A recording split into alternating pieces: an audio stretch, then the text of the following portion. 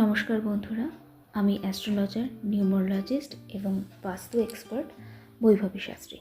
আজকে কথা বলবো নিউমোরোলজিতে সোল আর্চ নাম্বার নিয়ে। সোল আর্চ নাম্বার হচ্ছে তোমার সোল কি চায়, তোমার সোলের আলটিমেট ডিজায়ার বা প্যাশন কি, তা আমরা জানতে পারবো। এই সোল আর্চ নাম্বার আমরা নামের মধ্যে থেকে যে ভাওয়েলগুলো হয় সেগুলোকে যোগ করে আমরা সোল আর্চ নাম্বার পাই। ঠিক একইভাবে আমরা এক্সপ্রেশন নাম্বার নিয়েও জানতে পারবো। সেটা হচ্ছে আমাদের নামের মধ্যে কতগুলো কনসোনেন্ট আছে সেগুলো যদি যোগ করা যায় সেখান থেকে আমরা এক্সপ্রেশন নাম্বার পাব। এই এক্সপ্রেশন নাম্বার হচ্ছে তোমার পার্সোনালিটিকে বোঝায়।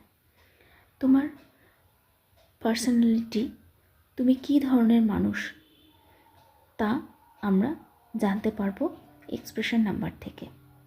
তো প্রথমেই আমি সোল আর্চ নাম্বার নিয়ে বলেছি। সোল আর্চ নাম্বার হচ্ছে ভাওয়েল যোগ করে হয়।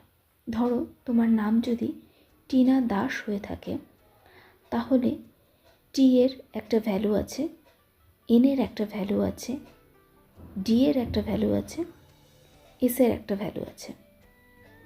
ঠিক একইভাবে আই এর একটা ভ্যালু আছে, এর একটা ভ্যালু আছে। চ্যালডিয়ান নিউমোরোলজি মতে এগুলোর এক একটা নাম্বার আছে। যেমন টি এর নাম্বার হচ্ছে 4, এন এর নাম্বার হচ্ছে 5, ডি এর নাম্বার 4, এস এর নাম্বার 3। তো এগুলোকে যোগ করে আমরা পাবো এক্সপ্রেশন নাম্বার। সব যোগ করে 4 + 5 + 4 + 3 যোগ করে হচ্ছে 16। এবার সেটাকে সিঙ্গেল ডিজিটে যদি আনি তাহলে সেটা হয় 7। 7 হচ্ছে তোমার পার্সোনালিটি নাম্বার। সোল আর্চ নাম্বারও তাই, যেগুলো ভাওয়েল আছে, যেমন আই আর দুখানা এ আছে, ডাবল এ, টিনার এ আর ডি এ এস, সেখানে একটা এ আছে। তো আই এর ভ্যালু হচ্ছে, আমরা চার্টে দেখতে পাচ্ছি 1 প্লাস এর ভ্যালু হচ্ছে 1। তো আমরা দেখতে পাচ্ছি 1 + 1 + 1 মানে 3। এবার এটা হচ্ছে আমাদের সোল আর্চ নাম্বার, এবং এক্সপ্রেশন নাম্বারের সাহায্যে আমরা একটা মানুষের সম্পর্কে ধারণা করতে পারবো যে সেই মানুষটা কেমন, তার ব্যক্তিত্বটা কেমন। ঠিক আছে, এক্ষেত্রে বলে রাখা ভালো, তোমাদের রিয়েল নেম যেটা তোমাদের আধার কার্ডে আছে বা তোমাদের অফিসিয়াল ডকুমেন্টসে যেই নামটা ব্যবহার করা হচ্ছে সেই নামটাই কিন্তু সোল আর্চ নাম্বার এবং এক্সপ্রেশন নাম্বারের ক্ষেত্রে কাউন্ট করা যাবে। অন্য কোনো নাম, ডাক নাম বা উপাধি যারা পেয়েছো তারা কিন্তু ওই নাম ইউজ করতে পারবে না।